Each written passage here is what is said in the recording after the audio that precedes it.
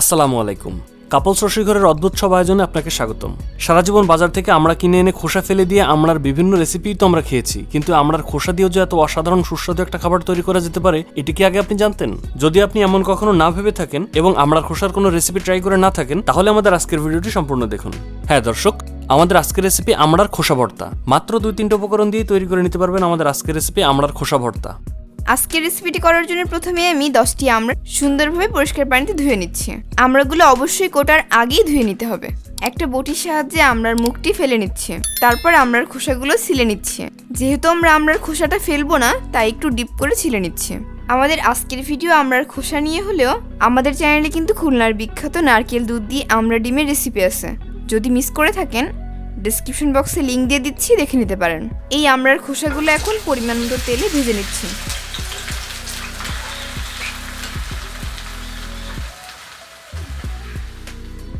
এর মধ্যে 2টি পেঁয়াজ কুচি এবং সামান্য রসুন কুচি দিয়ে ভেজে নিচ্ছি। আপনারা স্বাদ অনুযায়ী যেমন মরিচ পছন্দ করেন সেই পরিমাণে মরিচ এখানে একসাথে ভেজে নিতে পারেন। যে কোনো ভর্তার ক্ষেত্রে আমার সরিষার তেল পছন্দ, তাই আমি এখানে সরিষার তেল দিয়ে ভেজে নিয়েছি। আর হ্যাঁ, এই ভাজি করার মধ্যে কোনো পানি দেওয়ার প্রয়োজন নেই। খুব বেশি সময় না, 4-5 মিনিট এভাবে ভেজে নেওয়ার পর খোসাগুলো যখন একটু নরম হয়ে যাবে, তখন আমি এগুলোকে নামিয়ে নিচ্ছি। ঠান্ডা হওয়ার পর এগুলো এখন পাটায় বাটতে হবে। পাটায় বাটা ভর্তা আর ব্লেন্ড করা ভর্তার স্বাদ কিন্তু এক হয় না। আমড়ার খোসা বেটে নেওয়ার সময় পরিমাণ মতো লবণ নিতে হবে। যদি বেটে নেওয়ার অপশন না থাকে, সেক্ষেত্রে ব্লেন্ড করে নিতে পারেন, তবে রিকমেন্ডেশন থাকবে বেটে নেওয়ার। আর যদি পানি ব্যবহার করে ব্লেন্ড করে নিতে হয়, সেক্ষেত্রে পরে আবার রান্না করে পানি শুকিয়ে ফেলতে হবে। দর্শক, আমাদের চ্যানেলের নামেই কিন্তু একটা ফেসবুক পেজ এবং গ্রুপ আছে, যেখানে আমরা বেশ অ্যাক্টিভ। আমাদেরকে ফলো করতে পারেন ইনস্টাগ্রামে।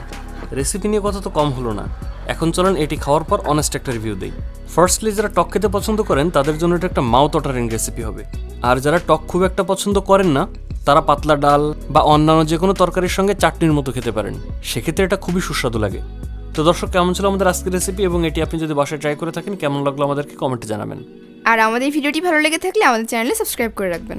কথা হবে নতুন কোনো রেসিপি নিয়ে। সে পর্যন্ত ভালো থাকুন, সুস্থ থাকুন, আর কাপলস রসিঘরের ভিডিও দেখতে থাকুন। আল্লাহ হাফেজ।